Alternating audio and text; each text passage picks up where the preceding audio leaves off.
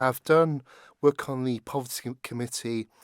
Also, I've been asking several questions that linked into this group of people, and it really has come to a head in the last 2 or 3 weeks in terms of I asked the Chief Minister a really similar question last week in terms of the Brexit booklet, and I didn't get a full answer, but in terms of it being a supplementary, I couldn't expect a full answer, so I've really come back this week, and I'm hoping for some more detail.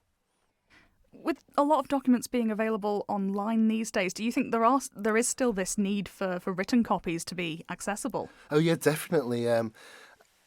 Castletown Library, for example, were quite pleased when they got their initial copy, and people are going and looking at it. It was quite interesting on Tuesday when the Treasury Minister spoke about the number of people getting their pensions in cash form, and it's still 10%. A lot of people still have those traditional lives using cash.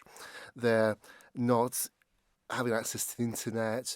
And I think when you look at things like the post office and society, things are changing, but a lot of people are still wanting that same traditional route to enable their lives to continue.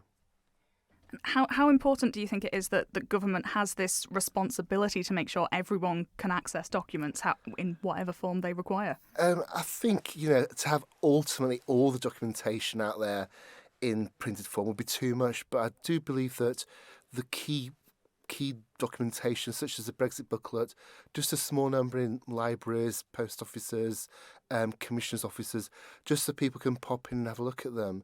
There's still that interest with the written word to see, how it's been presented. Whereas when you look at it on the internet, you do get a view of it, but it's nice to actually pick it up, flick through it, and look how it's been put together.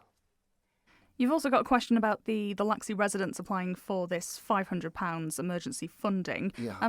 Why is it you're bringing that topic up? Really two reasons, and they both link into constituents, one in Arbory and one in Castletown, who've had experience in the past in terms of floods, and they were really grateful that the Chief Minister had come out on this occasion and was offering this support. And we've heard him talking about it. I thought it would be a nice opportunity to just say, kind of 10 days on, what level of pickup has there been. Do you think this is enough? Do you think £500 is enough for someone who's had their house completely flooded? It's the way you actually look at it. In terms of an immediate method of support, it's fantastic. It's giving them the opportunity to do instant things. In terms of solving all their problems, it's nowhere near enough. And I think that's how we need to look at it. So I'm not going to be going and criticising the Chief Minister. I think that initiative was a good one. It's what comes next, which will be quite interesting. Well, as you mentioned, there has been flooding in your constituency previously. Is this something that you'd like to see as a precedent, this funding available whenever there's flooding like this anywhere on the island? This is a difficult one. I've actually spoken to the Chief Minister about this, and when it's a small, localised area, you can be quite supportive and there are no limits potentially. But when you're actually looking at the whole island, if the whole island was to be affected, then suddenly the numbers and the complications build up. So I think we need to have an initial means of support that is there and easy to access.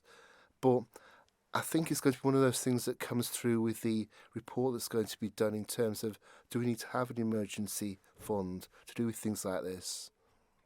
Okay, and your last question for oral answer is about the Airport Technology Gateway. I think we've spoken about this before. Yeah. Why is it a topic that's coming back up now? It's basically, in the budget last year, there was an amount of money allocated to enable things to move forward. And the team have been working behind the scenes. And I'm hoping this is the opportune moment to say to Minister Skelly, where are we? How important is this facility, not just in your constituency, but for the island? Potentially, it could be absolutely huge. Just in terms of the stage one impact, once the area outside the airport is improved, it becomes more attractive, then day-to-day living in that area as people pass through will change. But also, it's going to make it a really attractive area for companies to locate. In terms of location, perfect. In terms of an attractive location, we're not there yet.